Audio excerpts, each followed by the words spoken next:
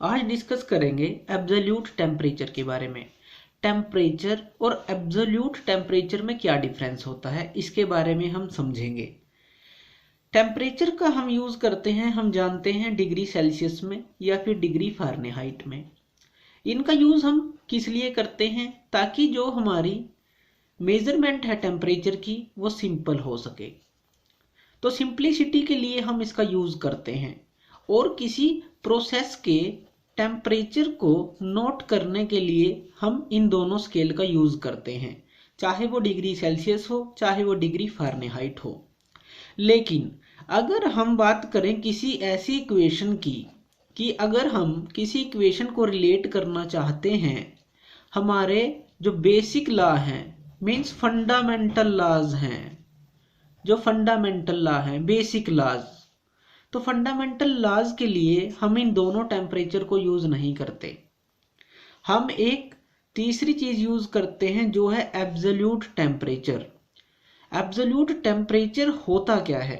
Absolute temperature वो temperature है जिसके ऊपर कोई भी मॉलिक्यूल मूव नहीं करता। मान लीजिए कोई मॉलिक्यूल्स हैं किसी भी चीज के, वाटर के लगा लीजिए, अगर हम इनको हीट देते हैं तो क्या होता है, ये हीट लेने के बाद एक्साइट होते हैं और इधर उधर ट्रेवल करते हैं।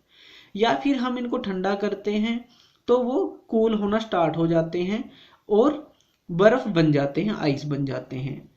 लेकिन फिर भी कुछ मॉलिक्यूल्स हैं जो थोड़ा बहुत मूव करते हैं उस पोजीशन में भी, मीन्स 0 डिग्री सेल्सियस पे भी जब वो आइस बन जाते हैं।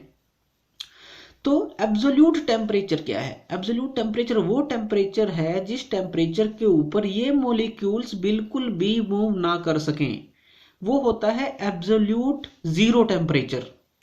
तो एब्सोल्यूट जीरो टेम्परेचर वो होगा जहां पे कोई भी मॉलिक्यूल मूव नहीं करेगा। इवन जो हमारे इलेक्ट्रॉनिक सर्किट हैं वो भी एब्सोल्यूट जीरो टेम्परेचर पे काम करना बंद कर देते हैं।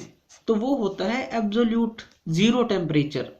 0 डिग्री सेल्सियस नहीं, एब्सोल्यूट जीरो टेम्परेचर, जहां पे कोई मॉलिक्यूल मूव ना करे, कोई इलेक्ट्रॉनिक सर्किट काम ना करे, कोई भी गैस इस एब्सोल्यूट जीरो टेम्परेचर से नीचे नहीं जा सकती, ऐसा माना जाता है। तो एब्सोल्यूट जीरो हम उसको बोलते हैं कि बिल्कुल जीरो, जहां पे सब कुछ जीरो है, किसी भी मॉलिक्यूल का मूवमेंट एनर्जी सबसे मिनिमम एनर्जी मानी जाती है एब्सोल्यूट जीरो टेम्परेचर पे। तो ये एब्सोल्यूट जीरो टेम्परेचर होता है। अगर हम उसको डिग्री सेल्सियस में चेंज करना चाहते हैं या डिग्री फ़ारेनहाइट में चेंज करना चाहते हैं तो हम वो कैसे कर सकते हैं? तो जो डिग्री सेल्सियस है उसके लिए जो हमारा एब्सोल्यूट जीरो टेम्परेचर होता है, एब्सोल्यूट जीरो टेम्परेचर की बात कर रहे हैं, वो होता है 273 degree Celsius, minus 273 degree Celsius लेते हैं हम एब्सोल्यूट जीरो टेम्परेचर, अगर हम सेल्सियस स्केल की बात कर रहे हैं।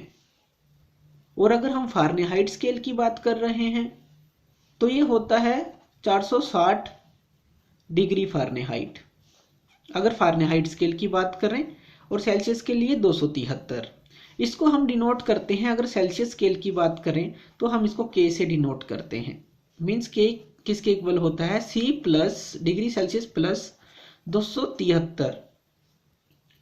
तो अगर हमारा मान लीजिए 0 डिग्री सेल्सियस है तो 0 डिग्री सेल्सियस प्लस हमें 273 भी इसके अंदर ऐड करना पड़ेगा, 273 डिग्री सेल्सियस ऐड होगा, तो जीरो जो केल्विन है वो 273 ज़्यादा है इससे सेल्सियस स्केल के लिए।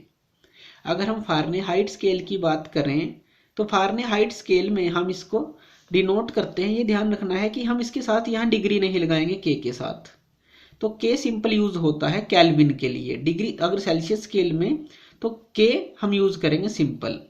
अगर फ़ारेनहाइट की बात करें तो हम उसको डिनोट करते हैं डिग्री रैंकाइन से, तो यहाँ पे डिग्री यूज होता है रैंकाइन के साथ, तो डिग्री रैंकाइन।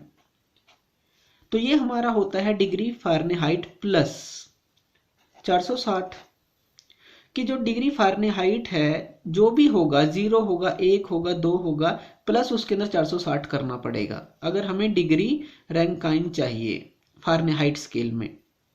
तो इस तरह से एब्सोल्यूट जीरो टेम्परेचर की हम वैल्यू ले सकते हैं सेल्सियस में और फ़ारेनहाइट में।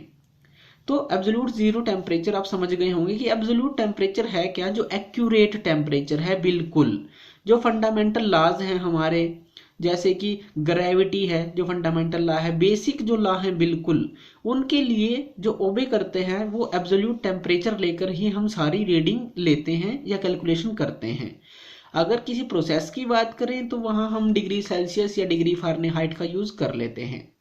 तो एब्सोल्यूट टेम्परेचर एक ऐसी टर्म है जो बेसिक लॉ के अंदर यूज होती है। जैसे आगे एंट्रोपी है, एंट्रोपी में भी एब्सोल्यूट टेम्परेचर का यूज मिलता है। तो जहां पर भी फंडामेंटल लॉज होंगे वहां पे एब्सोल्यूट टेम्परेचर का रोल आपको मिलेगा। तो ये होता है absolute temperature. Thank you video देखने के लिए, और ज़्यादा अपडेटेड वीडियोस के लिए आप मेरे चैनल लर्न एंड ग्रो पे मुझे सब्सक्राइब कर सकते हैं। Thank you.